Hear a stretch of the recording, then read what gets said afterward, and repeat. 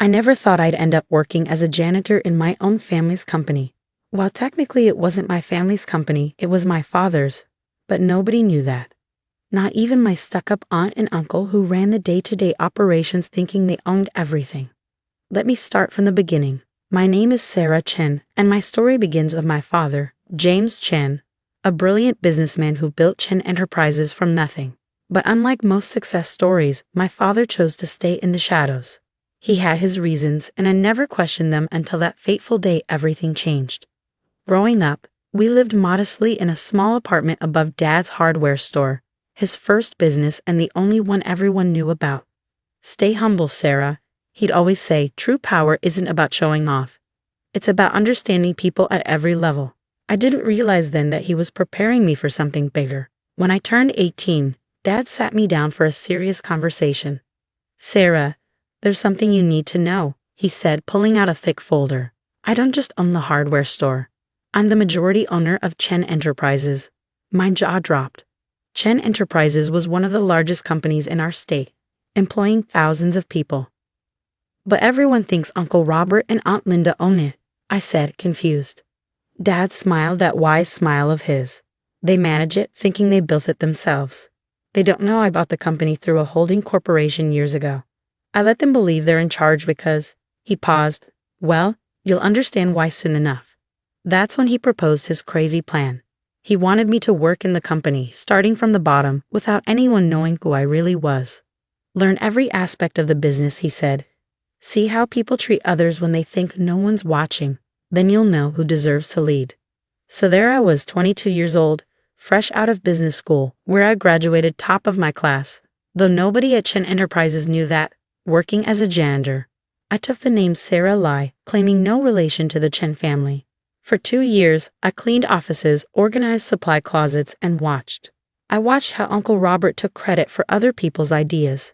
I saw how Aunt Linda fired people just before their benefits kicked in. I witnessed their son, my cousin Michael, harass female employees while his parents covered it up, all while thinking they owned the place. But I also saw the good ones, like Maria in accounting, who stayed late helping others with their work without asking for credit, or John in maintenance, who used his own money to buy better safety equipment for his team when management refused. I kept detailed notes of everything, just like Dad taught me. Then came the day of the quarterly board meeting. I was cleaning the conference room as usual when Aunt Linda stormed in early. "What are you still doing here?" she snapped, her designer heels clicking against the marble floor.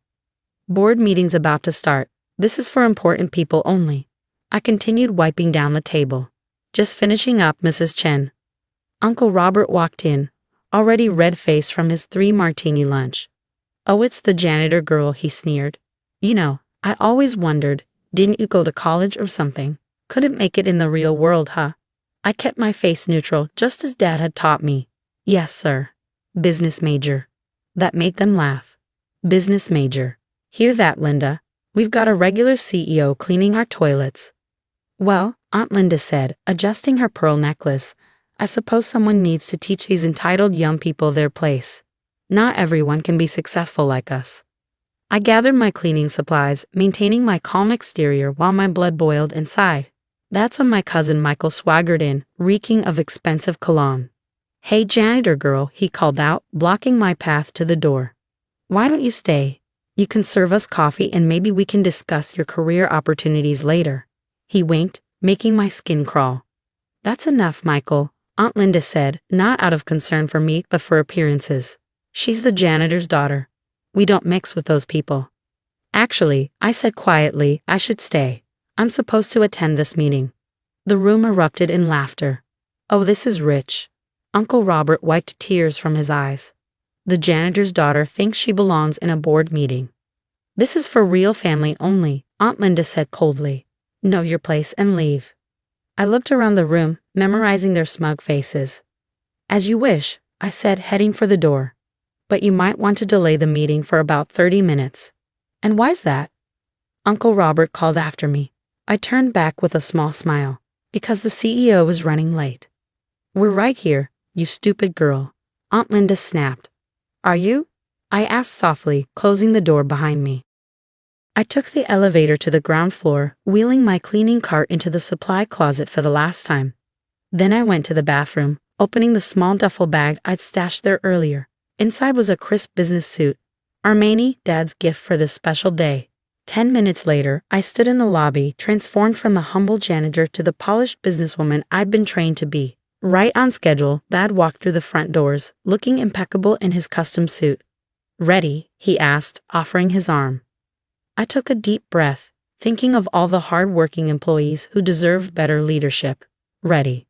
As we walked to the elevator, I couldn't help but smile, imagining the looks on their faces when they learned the truth.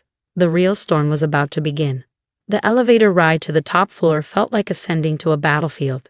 Dad squeezed my hand reassuringly, just like he used to do before my school presentations. But this was no school presentation. This was about to be the most dramatic moment of my life. "Remember," Dad said quietly, "stay calm no matter what they say. True power is in control." The elevator doors opened, and we could already hear the chaos from the conference room. Aunt Linda's shrill voice carried down the hallway. "Where is everyone? The other board members should be here by now."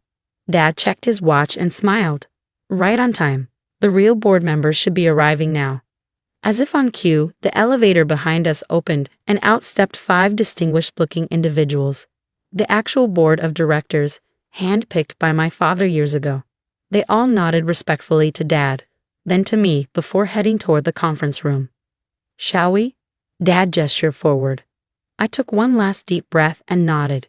It was showtime. The look on Uncle Robert's face when Dad walked into the room was priceless.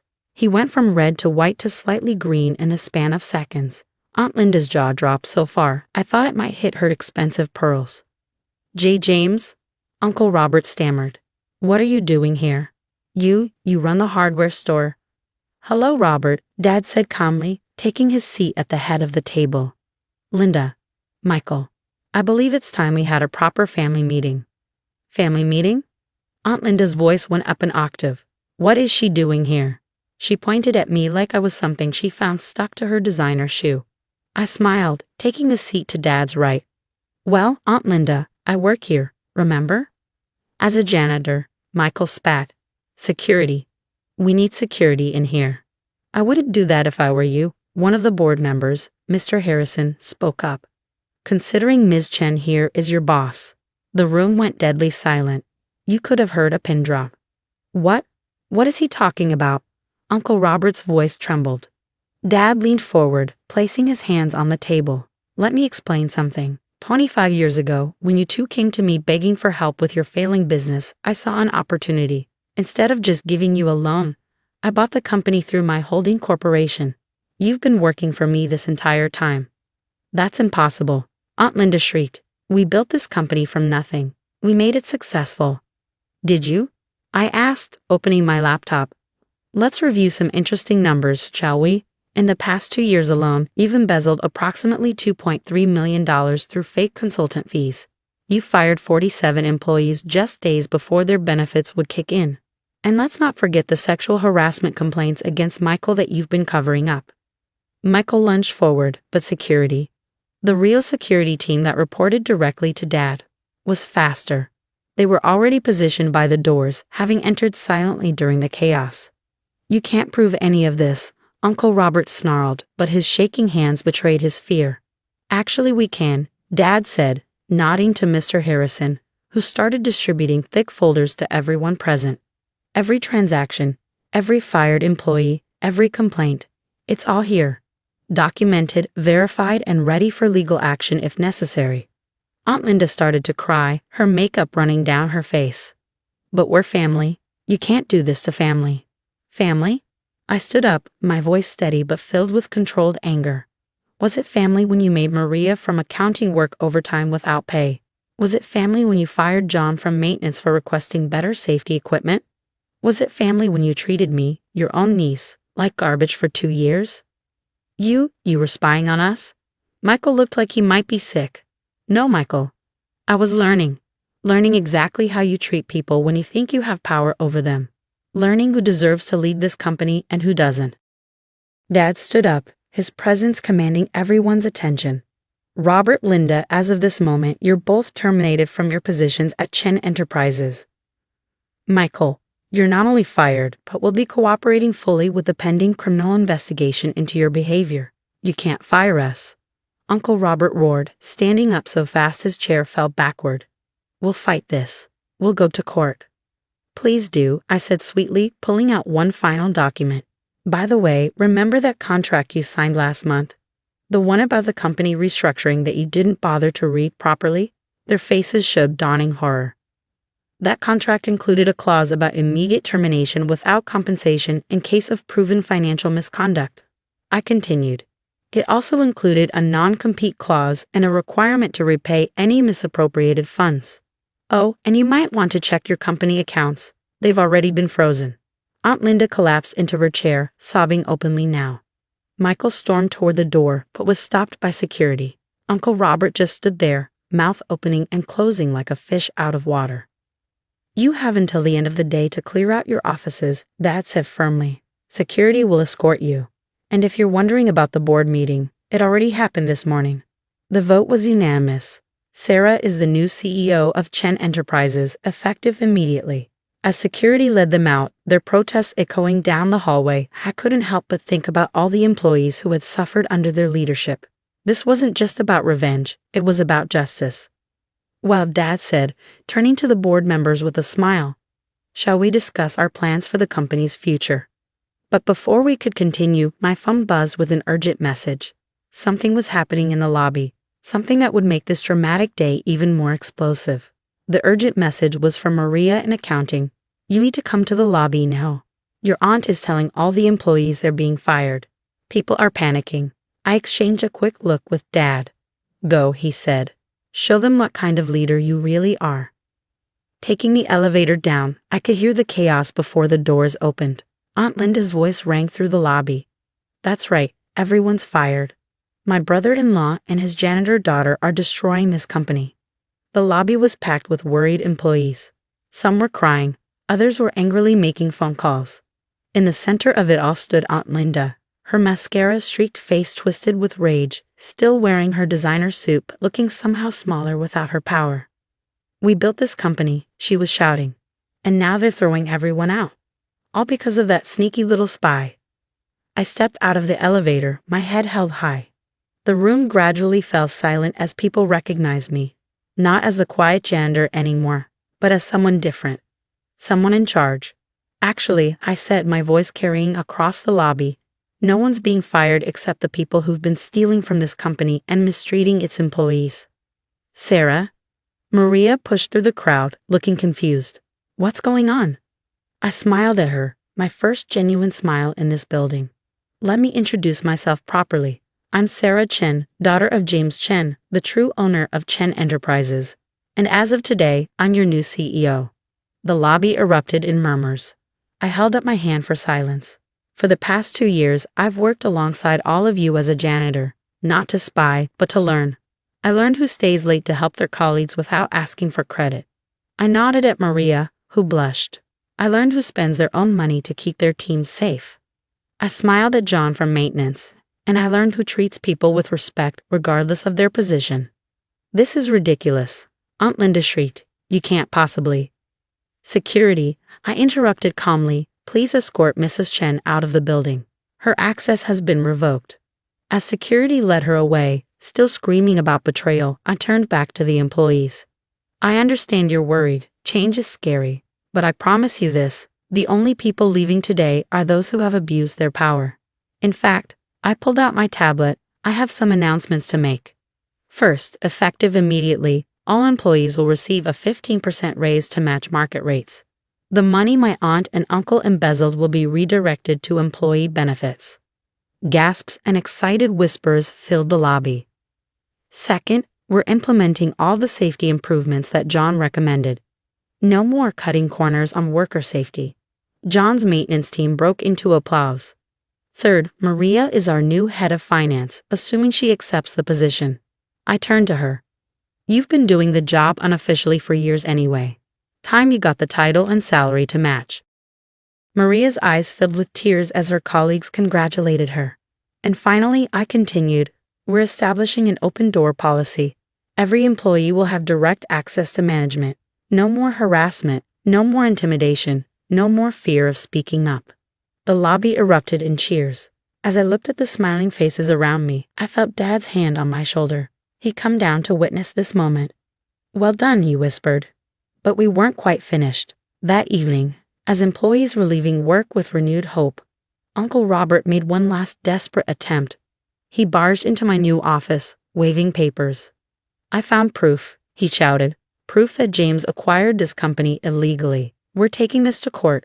I stayed calm, remembering Dad's lessons. "You mean these documents?" I held up identical copies. "The ones showing how you and Aunt Linda were planning to sell the company to a known criminal enterprise to cover your gambling debts." His face went pale.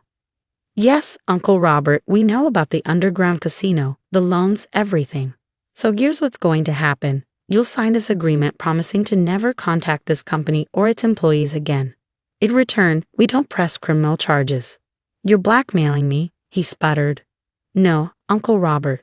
I'm protecting this company and its people, something you should have been doing all along." After he left, defeated, Dad joined me at the window. The sun was setting over the city, casting a golden glow across the skyline. "You know," he said, "when I started this company, I dreamed of building something that would last generations, something that would make a difference in people's lives. Watching you today, I realized my dream came true, just not in the way I expected." I hugged him tight, remembering the little hardware store above which we used to live. "Thank you for teaching me that true power isn't about wealth or position. It's about how you treat people," he finished. 1 year later, Chen Enterprises was transformed. Our employee satisfaction rates were at an all-time high, productivity had increased by 40%, and our ethical business practices were being studied by business schools. Maria turned out to be a brilliant CFO, implementing transparency measures that became industry standards. John revolutionized our safety protocols, reducing workplace incidents to near zero. Even the janitors, my former colleagues, were now shareholders in the company. As for my aunt, uncle, and cousin, last I heard, they'd moved to another state, telling anyone who would listen about their ungrateful niece who stole their company. But their words couldn't touch me anymore. Sometimes, when I'm working late, I still grab a mop and clean alongside the evening janitorial staff. It raises eyebrows among visiting executives, but I don't care. It reminds me of where I started and why I'm here. After all, true success isn't measured by the power you hold, but by how you use that power to lift others up. That's the real family